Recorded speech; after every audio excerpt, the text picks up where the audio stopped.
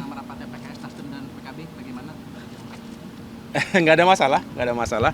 Kami sejak awal mengatakan bahwa pemilu sudah usai, kita semua sedang menata, dan Koalisi Indonesia Maju tentu juga akan terus solid di bawah kepemimpinan Bapak Prabowo Subianto.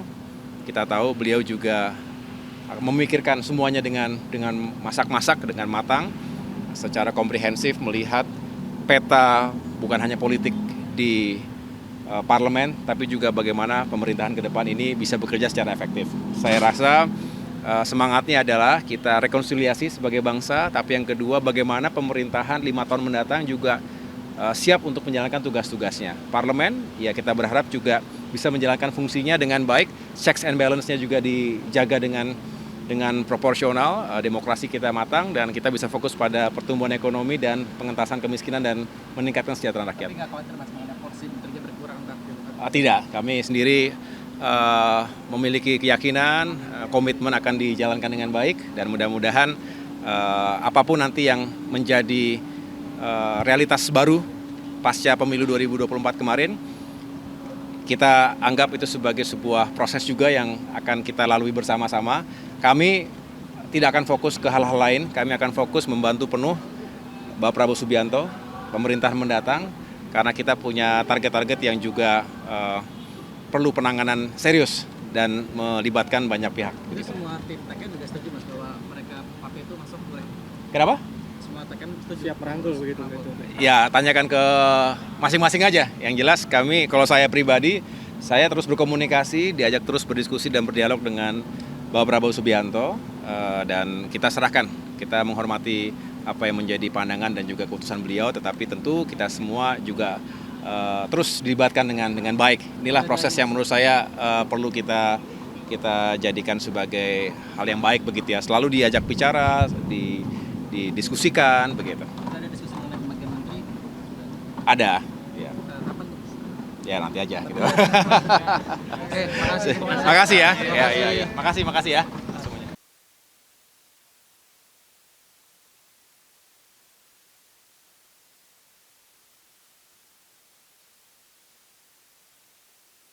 Iya, jadi siang hari ini digelar rapat terbatas. Saya termasuk yang diundang dari sejumlah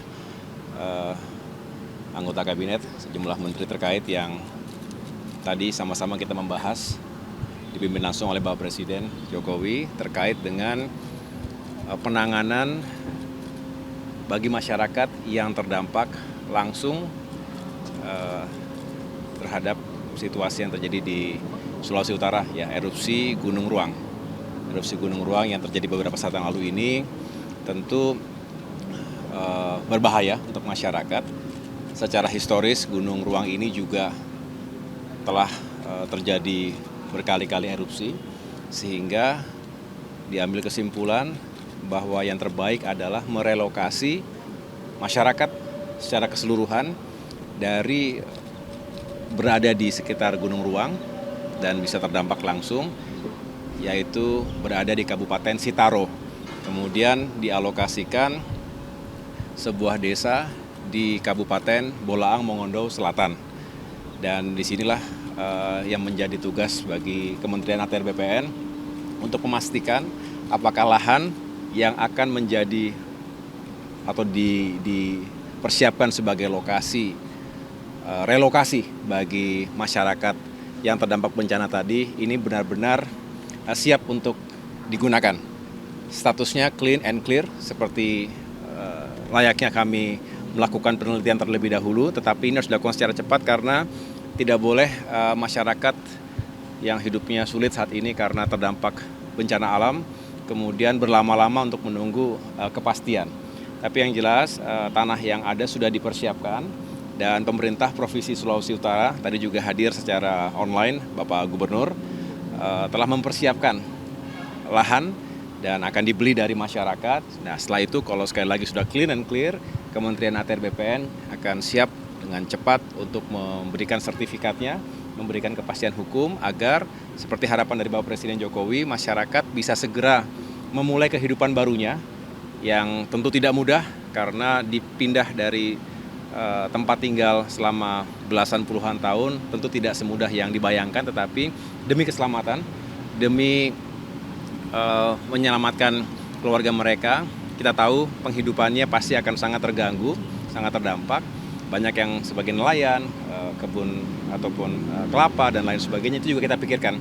Oleh karena itu kita juga berharap selain untuk tempat tinggal, juga ada tambahan area lahan yang bisa dialokasikan atau ditujukan untuk perkebunan warga yang terdampak tadi, begitu. Tapi ada program mitigasi bencana nggak yang memang dilakukan atau yang disebarkan kepada masyarakat melihat ini bencana yang cukup parah begitu, nantinya akan ada program-program yang dilakukan ya? Ya, saya rasa ini menjadi program BNPB pastinya ya, memitigasi bencana alam yang ada di seluruh Indonesia termasuk di lokasi sekitar Gunung Ruang.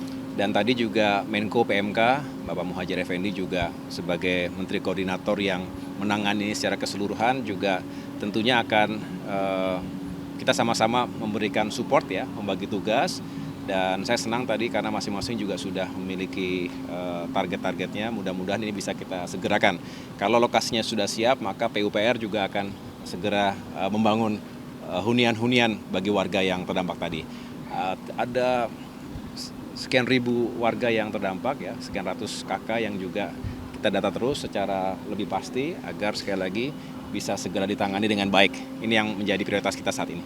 Mas, jadi tidak kembali ke asalnya mereka ya? Ya, jadi relokasi. Betul, relokasi karena tadi demi keselamatan, karena secara historis ini memang sering terjadi erupsi ya, sewaktu-waktu dan tak terduga, sehingga tadi dari rapat terbatas yang saya ikuti, kesimpulannya adalah kita relokasi masyarakat itu secara permanen berarti, tidak lagi bertempat di sekitar lokasi Gunung Ruang tadi, begitu. Jadi ke tempat yang lebih aman dan tentunya dapat tetap melanjutkan kehidupannya dengan properti yang juga kita persiapkan bersama-sama sekarang. Pak, luas lahannya berapa Pak yang diberikan Pak untuk ini? Masih kita hitung dulu semuanya dengan pemerintah provinsi. Berapa, Pak? Dan daerah mana mungkin tempat Yang saya catat tadi ya, saya ingin supaya nggak salah. Jadi kita akan merelokasi masyarakat ke Desa Modisi, Kecamatan Pinolosian Timur, Kabupaten Bolaang Mongondo Selatan. Ya, ini kenapa dipilih? Salah satu alasannya adalah cocok dengan mata pencaharian mayoritas warga saat ini di Kabupaten Sitaro, di tempat Gunung Ruang tersebut, yaitu bisa buat nelayan dan juga petani kelapa. Di samping ada beberapa alasan yang lainnya. Jumlah warga yang direlokasinya udah ada belum Pak? Kenapa? Jumlah warga yang akan direlokasinya berapa Pak? Iya, tadi dibicarakan ada 301 kakak sementara ini ya. Tapi ini masih terus kita hitung supaya angkanya benar-benar akurat. Rusun atau tapak? Kenapa? Rusun atau tapak bentuknya? Rusun. Oh, belum. Nanti bisa ditanyakan kepada Menteri PUPR ya. Saya akan fokus pada penyiapan lahannya dulu. Dan tata ruangnya yakin bahwa ini memang bisa sebagai pemukiman, sekaligus tadi harapannya ada tambahan areal untuk perkebunan. Penyelesaian politik Mas. Apa? Penyelesaian tanah itu kira-kira targetnya kapan selesai? Harus segera, ya saya akan segera komunikasi dengan jajaran yang ada di bawah, baik itu Kanwil Sulawesi Utara maupun kantor pertanahan di Bolaang Mongondo Selatan, termasuk juga yang ada di Kabupaten Sitaro. Sekaligus diurus sertifikasi tanahnya. Oh ya, justru itu. Kalau sudah clean and clear, kita akan segera mengurus sertifikatnya. Kita punya program PTSL itu Mbak, supaya masyarakat dipindahkan, kan harus ada kejelasan ini, saya menempati lahan siapa dan apa jaminan hukumnya. Itulah makanya kita harus segera terbitkan sertifikat setelah semuanya jelas. Berarti saat ini statusnya apa sih Mas, tanah yang tersebut yang tadi? Ini masih milik masyarakat yang akan dibeli oleh pemerintah provinsi. Jadi nanti semuanya tidak akan sesuai dengan prosedurnya, dibeli oleh Pemprov. Kita cek dulu supaya benar-benar nggak ada lagi permasalahan tersisa di kemudian hari. Begitu udah oke, kita berikan sertifikat. Masyarakat juga tentunya nanti segera diatur hunian-hunian sementaranya, tetapi PUPR juga akan segera membangun. Tadi Pak Bas juga sudah menyampaikan, Mas, segera setelah lahannya siap, ya kita akan segera masuk dan membangun. Begitu. Saya mengenai politik Mas, terkait merapatnya PKS, Nasdem dan PKB, bagaimana? Nggak ada masalah. Kami sejak awal mengatakan bahwa pemilu sudah usai, kita semua sedang menata, dan Koalisi Indonesia Maju tentu juga akan terus solid di bawah kepemimpinan Bapak Prabowo Subianto. Kita tahu beliau juga memikirkan semuanya dengan masak-masak, dengan matang, secara komprehensif melihat peta bukan hanya politik di parlemen, tapi juga bagaimana pemerintahan ke depan ini bisa bekerja secara efektif. Saya rasa semangatnya adalah kita rekonsiliasi sebagai bangsa, tapi yang kedua bagaimana pemerintahan 5 tahun mendatang juga siap untuk menjalankan tugas-tugasnya. Parlemen, ya kita berharap juga bisa menjalankan fungsinya dengan baik, checks and balance-nya juga dijaga dengan proporsional, demokrasi kita matang, dan kita bisa fokus pada pertumbuhan ekonomi dan pengentasan kemiskinan dan meningkatkan kesejahteraan rakyat. Tapi nggak khawatir Mas mengenai porsi menterinya berkurang ntar? Tidak, kami sendiri memiliki keyakinan, komitmen akan dijalankan dengan baik, dan mudah-mudahan apapun nanti yang menjadi realitas baru pasca pemilu 2024 kemarin, kita anggap itu sebagai sebuah proses juga yang akan kita lalui bersama-sama. Kami tidak akan fokus ke hal-hal lain, kami akan fokus membantu penuh Bapak Prabowo Subianto, pemerintahan mendatang, karena kita punya target-target yang juga perlu penanganan serius dan melibatkan banyak pihak. Itu semua tim TKN juga setuju Mas bahwa mereka pakai itu masuk boleh? Kenapa? Semua TKN setuju? Siap merangkul begitu.